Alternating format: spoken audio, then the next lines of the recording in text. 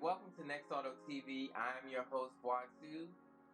If this is your first time watching videos by me, please feel free to subscribe if you like what you see, as well as click that notification bell and leave a comment below to let me know what you like about the video, what you don't like about the video, and what you'd like to see from me going forward. With that being said, let's get into this. So in this video, I'm going to talk about the three major players in the EV space, those being Nissan, General Motors, and Tesla. We're going to focus on Nissan in this video. For most, when they think of Nissan and electric vehicles, the first car to come to mind is the Leaf. The Nissan Leaf has been one of the most sold electric vehicles in the world, bringing affordable electric transportation to the masses. But it's not the company's first electric production vehicle. On September 2nd, 1945, long before I was born, the Empire of Japan surrendered to the Allies, and if you know anything about World War II, you know the country's people, land, and resources had been devastated by the war. It would be nearly 2 years before Nissan, then known as the Tachikawa Aircraft Company, would debut the Tama, which would then become Prince Motors, eventually becoming a part of Nissan. The aircraft company would first develop the Tama as an electric truck to help rebuild Japan. The Tama E4S 47-1 was created to get the people of Japan's personal transportation as the country recovered from the war and the country was looking for alternatives to gas and oil due to the shortages. There was no shortage of electricity in supply, so an electric car seemed to be the most reasonable mode of transportation. The tiny suicide door truck will have the same layout as many electric cars today, having the battery cells stored under the passenger floor of the truck. The truck was praised for its low center of gravity and its instant acceleration. Seems like all that is old is new again. The Tama has a 36-volt motor with 3.3 kilowatts of power and a max speed of 28 kilometers per hour or 17 miles per hour with a range of 40 miles.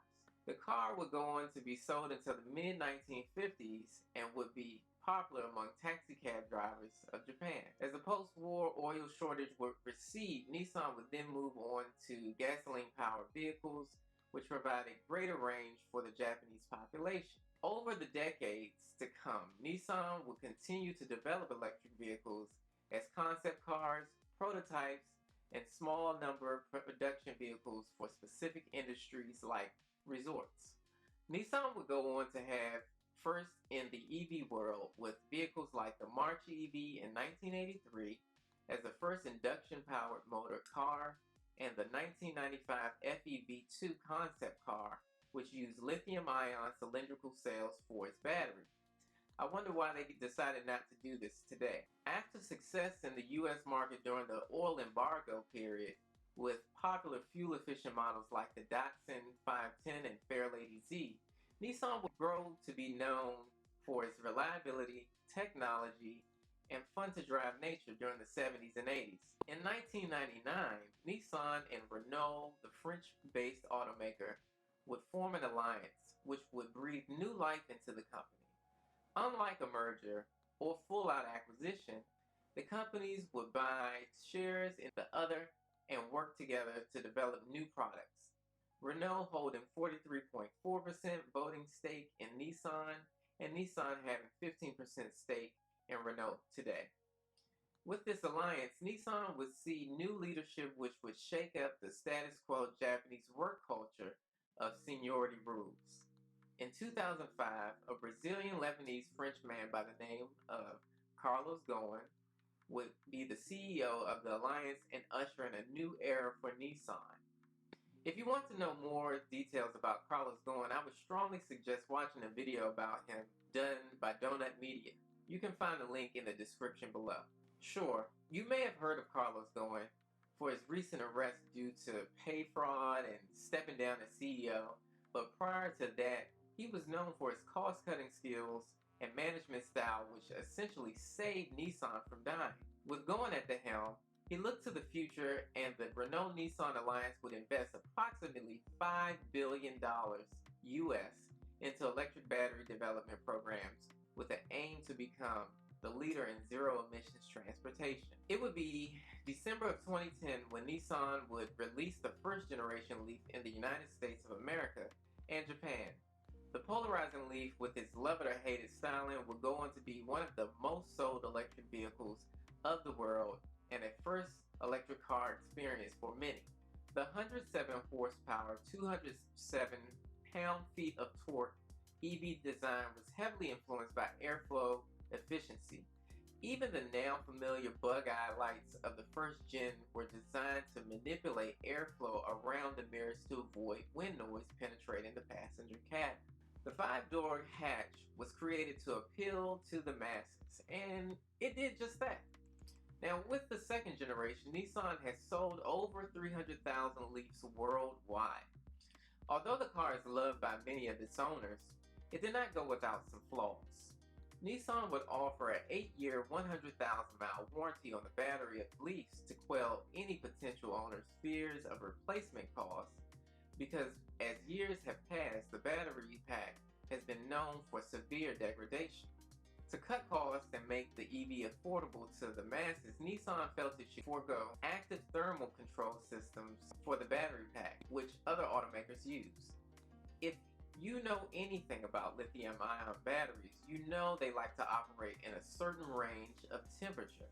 And without active cooling and heating, it's very hard to regulate battery pack temps.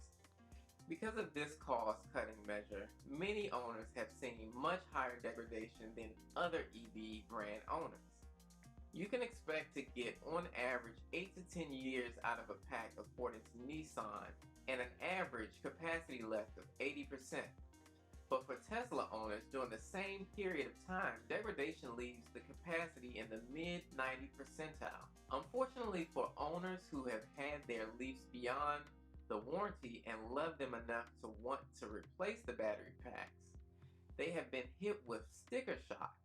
Nissan has priced the replacement batteries for the Leaf at $30,000.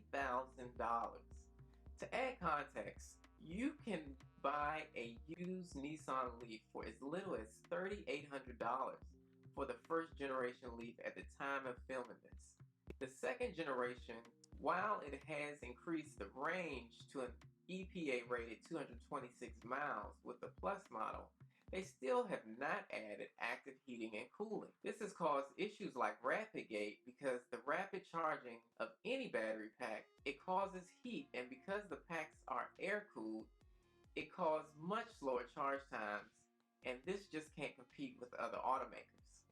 It seems Nissan has realized with the success of Tesla that maybe it should have started out with more expensive electric vehicles. With any new technology, costs are typically high in the beginning and only first adopters who can afford the tech purchase. Then as the cost comes down, more of the population can afford the tech and sales grow. Even with the first automobiles, they were originally seen as rich men's playthings. For 2021, Nissan plans to bring an all-wheel drive crossover to market at a higher price point than the current Leaf. Car and Driver estimates that the Nissan Ariya will start at $40,000 and go to a price of $45,000. Along with the Ariya, Nissan also plans to bring its luxury brand Infiniti in the fray, with an electric crossover of its own. However, Infiniti wants to create gas-powered EVs. Yes, gas-powered EVs. Infiniti wants to go either full electric or electrified in the next 2 years, with electrified vehicles basically having gas generators that run electric motors that power the wheels. Personally, this makes no sense to me, and I think it may be another misstep by the company. But maybe it's their way of trying to meet emissions regulations or dealing with the lack of battery supply. Who knows, but only time will tell what the future brings for Nissan. What are your thoughts on the company and their electric vehicles? Do you think they're going in the right direction? Is there anything you think I could have added? Do you drive a Leaf? Let us know what you think about this in the comments below. And again, thanks for watching. There'll be more content to come. You can see my latest video right here, and you can also see something else from the past over here. I really appreciate you guys watching. Feel free to subscribe if you think I earned it.